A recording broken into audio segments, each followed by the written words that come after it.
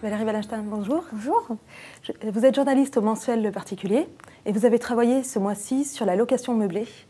Donc avec la rentrée étudiante qui se profile, c'est quand même une bonne période pour les propriétaires pour louer leurs appartements.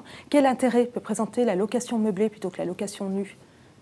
Alors, même si on a coutume de dire, ce qui n'est pas faux, que la location meublée et ses avantages ont été un petit peu écornés, il en subsiste encore de nombreux. D'abord, par rapport à une location nue, les loyers qu'on peut demander sont de 5 à 20% plus élevés. Ensuite, il y a une meilleure sécurisation de ces loyers. Alors, ça tient d'une part au profil de la clientèle des locataires, donc qui sont, comme vous le disiez, des étudiants, mais aussi des cadres mutés ou des cadres en mission. Donc, dans le premier cas, il y a la caution parentale. Dans le deuxième cas, il y a souvent l'entreprise qui paie le loyer.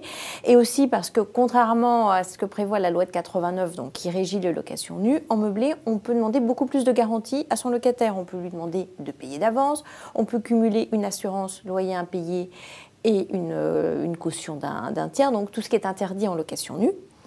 Ensuite, il y a une fiscalité qui est beaucoup plus attractive en location meublée puisqu'on sort des revenus fonciers pour être dans le régime des bénéfices industriels et commerciaux qui permet d'amortir le mobilier et le logement donc sur les revenus tirés de la location. Et enfin, il subsiste une certaine souplesse juridique dans la rédaction du bail, notamment en matière de répartition des charges. Mais justement, qui dit meublé dit investissement. Est-ce que ce n'est pas très lourd au démarrage ? Alors, tout dépend de la surface du bien et puis de l'endroit où vous achetez vos meubles. Toujours est-il, c'est qu'il y a une jurisprudence constante qui prévoit que dans une location meublée, le locataire doit pouvoir arriver, poser ses valises, s'installer et vivre normalement. Alors concrètement, ça veut dire du mobilier, ça veut dire quelques éléments de décoration, ça veut dire du linge de maison, du linge de table, des ustensiles de cuisine, de l'équipement électroménager, donc quelque chose en effet de très complet, très meublé. Et l'entretien ? Il y aura l'entretien après. Mais alors attention justement, parce que comme les locations meublées se développent, les locataires sont devenus de plus en plus exigeants parce qu'ils ont plus le choix. Donc il faut que tout soit en parfait état. Donc pas de vaisselle ébréchée, de la literie en parfait état. Donc là aussi, il y a des exigences du locataire qui vont vers un équipement beaucoup plus qualitatif du logement. Donc en effet, ce sera un budget après à prévoir pour le bailleur parce qu'il y aura le remplacement, l'entretien du logement et du mobilier. Et est-ce qu'on peut en faire partout de la location meublée ? Ah non, justement, le marché de la location meublée est relativement circonscrit donc aux grandes métropoles régionales, Lille, Lyon, Marseille, à Paris et à la première couronne parisienne. Il n'y a pas de marché locatif en meublé, en zone rurale et dans la périphérie des grandes villes de province. Donc on vise les étudiants ?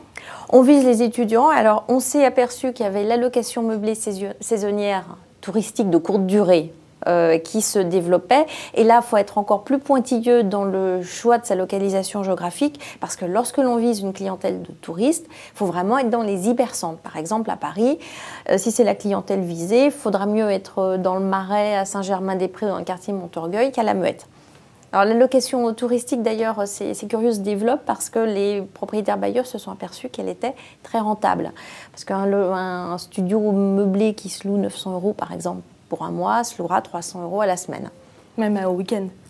Même au week-end éventuellement, tout en sachant, alors dans ce cadre-là, il y a quand même un petit bémol, c'est que c'est un type de location qui est très chronophage parce que si vous voulez accueillir vous-même vos locataires, il faudra y consacrer du temps 2-3 fois être sur place 2-3 fois par semaine. Ou faire appel à une agence qui s'en occupe. Alors si on fait appel à une agence qui s'en occupe, d'abord il n'y en a pas énormément qui acceptent ce gros travail et celles qui l'acceptent le facturent. Donc ça pourra imputer vos loyers de 20 à 30%. Très bien. Merci Valérie.